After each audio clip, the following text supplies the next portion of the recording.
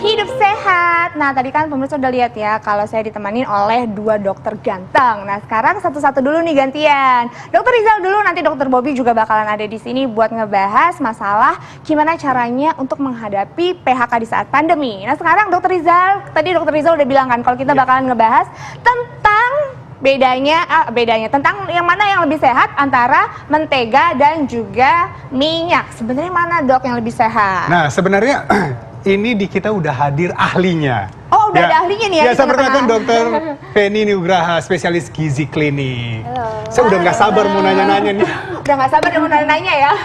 Iya. Karena banyak banget nih masyarakat emang masih bingung ya dok ya. Termasuk aku nih, aku juga masih bingung. Bagusan mana sih mentega atau minyak goreng? Karena ada yang bilang banyak lebih bagus mentega, ada yang juga bilang lebih bagus minyak goreng. Nah dok, nih langsung aja ya. Aku duluan ya dok ya? Iya, aku langsung duluan ya? dulu, aku emang udah nggak sabar. Ini ibu nih, mewakili ibu banget ini. Mewakili ibu-ibu, nggak apa-apa calon ibu ya. Mohon bantuin dok cariin calon bapaknya. Nah dok, ini fakta atau mitos ya dok ya? Lebih sehat mengkonsumsi makanan yang diolah dengan minyak goreng dibandingkan dengan mentega. Ini fakta atau mitos? Oke, itu sebenarnya bisa fakta. Bisa jadi, fakta? iya, jadi faktanya tergantung dari jenis minyak yang kita gunakan untuk mengolah makanan dan termasuk proses pengolahannya. Nah, jadi sebenarnya untuk si minyak sendiri sebenarnya terbagi kandungannya dibagi menjadi lemak yang jenuh dan tidak jenuh. Nah, di depan kita sudah ada nih namanya minyak kelapa sawit. Nah, untuk kandungan minyak yang tinggi lemak jenuh itu contohnya seperti ini nih, minyak kelapa sawit. Ibu-ibu terutama paling banyak. Benar, ini minyak kelapa sawit ini ibu-ibu banyak sekali pakai untuk menggoreng ya.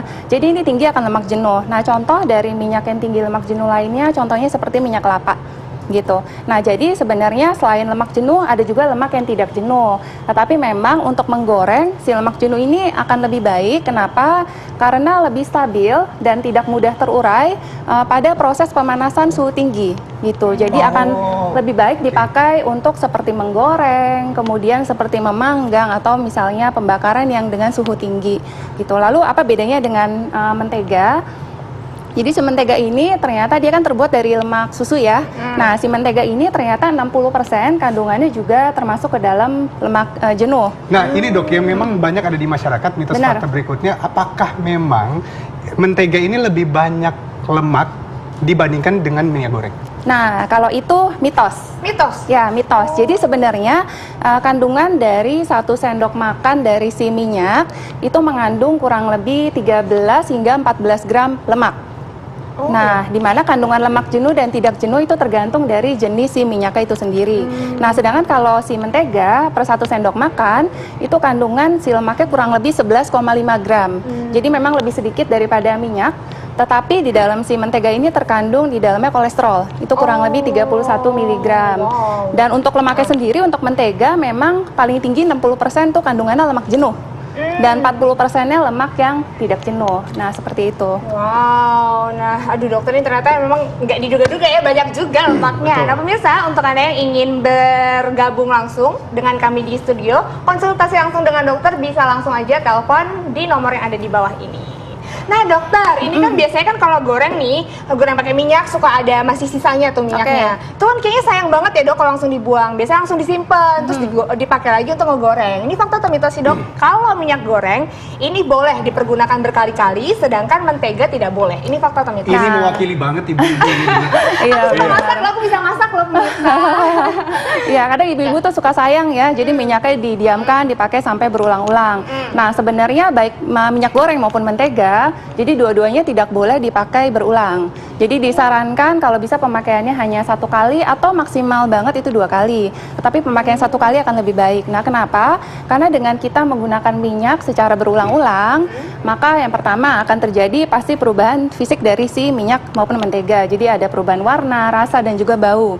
Nah, tentu saja akan terjadi perubahan dari kandungan zat gizi di dalamnya. Sama terjadi perubahan kimia nih, apa saja? Perubahan yang tadinya ada lemak sehatnya itu berubah. Atau lemak tidak jenuh itu akan berubah menjadi lemak trans.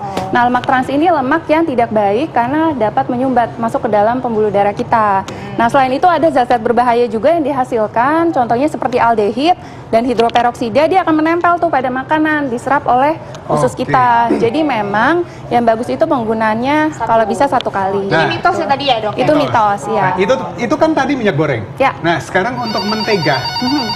biasanya apakah kalau kita ngolah mentega ini banyak masyarakat mengatakan bahwa ini lebih bernutrisi dibandingkan dengan minyak goreng. Gimana, Dok?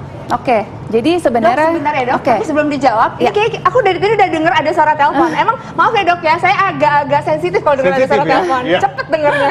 Seperti udah ada Iya, telepon. Halo, selamat siang. Dengan siapa di mana? Dengan Pak Pandi. Pak Andi. Pak Andi di? Pak Pandi. Oh, Pak Pandi. Pak Pandi, silahkan pertanyaannya. Kena jantung. Cuman napas terlalu sesek banget. Apa ada kaitannya dengan jantung? Oke, terima kasih Pak. Dok, ini ada kaitannya juga kan dengan makanan ya dok ya biasanya. Ya kan dokter Rizal Ya, ya? tapi sebenarnya gini, kalau memang tadi saya mungkin sebelum dokter menjawab, memang rata-rata gini pada pasien penyakit jantung itu kan aliran darah itu kurang. Ya, atau karena disebabkan oleh sesuatu, makanya orang bisa ada gejala. Salah satunya ya, tidak harus penyakit jantung. Salah satunya adalah sesak. Dan penyebab penyakit jantung paling banyak Kolesterol. itu karena faktor makanan juga. Gitu. Oh, nah ini ada hubungannya dengan ini ya dok ya. Ini gimana dok? Bisa memicu Nah, makanan-makanan jadi seperti ini? gini, untuk penggunaan dari mentega dan minyak goreng jika dibandingkan, memang sudah banyak beberapa bukti ilmiah yang memperlihatkan bahwa ternyata konsumsi mentega itu lebih dapat meningkatkan kadar kolesterol yang jahat atau LDL dibandingkan dengan konsumsi dari minyak goreng, diantaranya seperti minyak kelapa atau minyak kelapa sawit. Nah, kenapa? Karena ternyata kandungan lemak di mentega itu kan tinggi lemak jenuh. Nah, di dalamnya itu ada namanya lemak asam palmitat.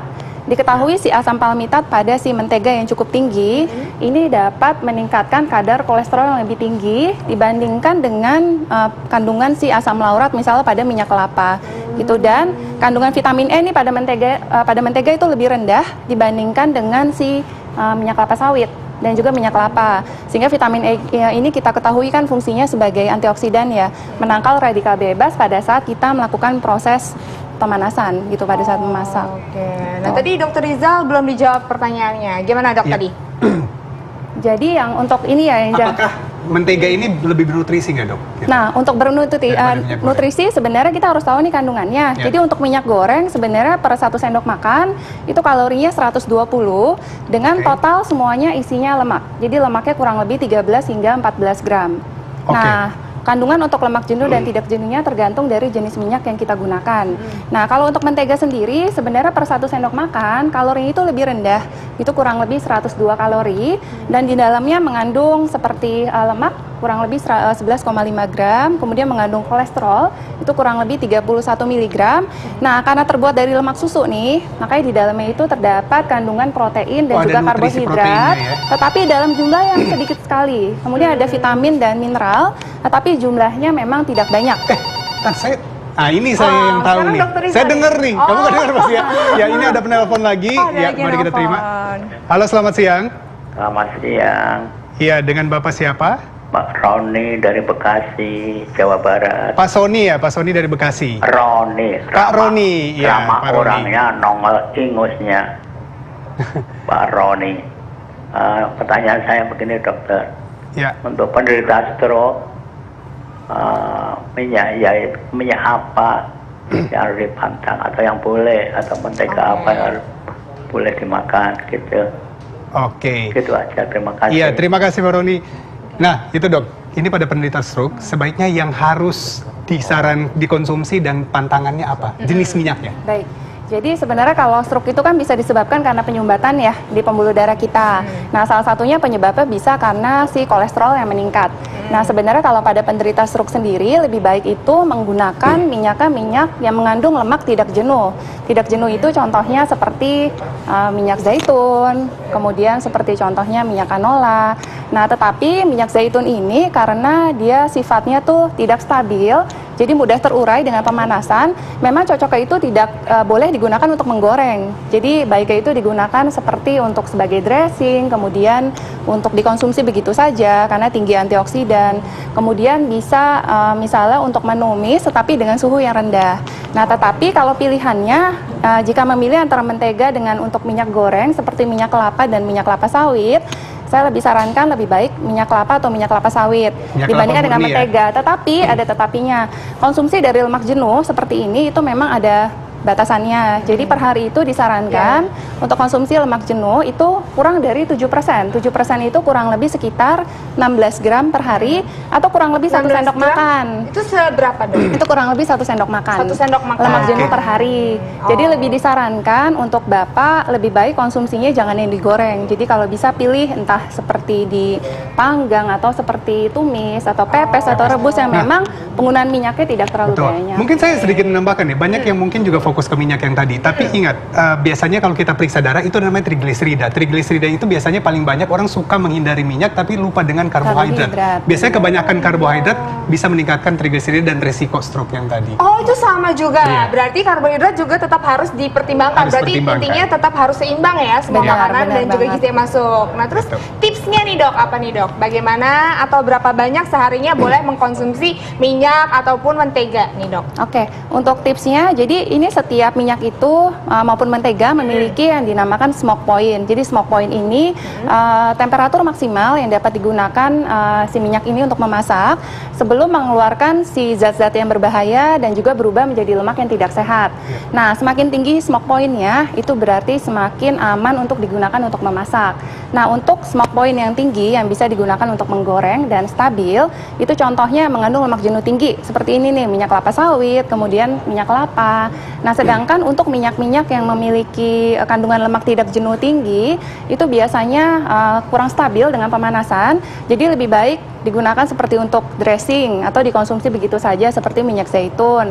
Atau bisa untuk menumis dengan suhu yang rendah, tetapi lebih baik pilih minyak zaitunnya yang extra light atau light. Nah, gitu. itu kan tadi dokter ngomongin masalah kalau dimasak atau dipanasin. Bagaimana dengan kalau masyarakat atau saya pun biasanya pagi-pagi nih kalau bikin roti gitu ya, apalagi buat anak, itu kita selalu pakai mentega. Apakah ada batasan tertentu yang harus kita makan pada saat Dok, pagi-pagi jadi itu lapar sarapan? dok.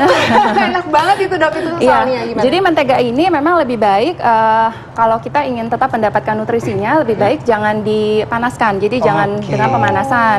Lebih baik mentega ini mungkin bisa kita oleskan pada roti atau misalnya mau dipakai untuk memasak itu boleh, tetapi mungkin seperti menumis dengan suhu yang rendah. Karena ternyata smoke point dari si mentega ini hanya kurang lebih sekitar 175 derajat Celcius. Oh. Jadi tidak boleh terlalu panas dan tidak boleh sebenarnya dipakai untuk menggoreng. Oh seperti itu. gitu. Nah aku tuh berarti udah nggak boleh lagi ya pakai mentega. Biasanya aku suka bikin ini dok, pakai nasi goreng pakai mentega. Tumis-tumis bumbunya tuh pakai mentega biasanya. Terus bikin omelet juga pakai mentega. Soalnya rasanya kayak lebih gurih gitu loh dok. Soalnya ternyata itu nggak boleh ya. Iya, memang benar mentega itu bikin masakan kita akan lebih gurih. Kenapa? Karena mentega ini kan dari lemak susu ya. Oh. Jadi aroma susunya tuh kuat banget, Rasa ya. jadi bikin makanannya akan lebih sedap dimakan. Nah, tapi gitu. ternyata nggak boleh ya. Ini aku jadi tahu banget nih informasinya. Jadi nggak salah lagi ya penggunaannya. Mudah-mudahan ini juga sampai ke pemirsa di rumah. Jangan sampai salah ya dok ya. Iya. Dokter Rizal mudah-mudahan juga bisa. Kalau Dokter Rizal nggak perlu lah ya. Dokter Rizal udah bisa ngasih tahu ke istrinya ya. Udah tahu. Ya, tapi kadang kita suka lupa juga gitu. Ini untuk mengingatkan orang lain dan diri kita sendiri. Oh kan, iya pastinya. benar. Nah baiklah pemirsa, kan tadi kita udah ngobrol-ngobrol nih sama Dokter Rizal di sini udah tentang minyak dan juga mentega. Nah ada juga nih kalau udah ada minyak nih Dokter Rizal, ada mentega, belinya gimana kalau nggak kerja kan dok? Kan bahaya banget kan kalau nggak ada uang. Apalagi pandemi gini kayaknya banyak banget yang dirumahkan yang harus di PHK nih dokter. Nah kita bakalan bahas dan memberikan tips gimana nih caranya mengatasi stres bersama Dokter Bobby dan juga Dokter Argo sesaat lagi. Jangan kemana-mana, tetap di Hidup Sehat.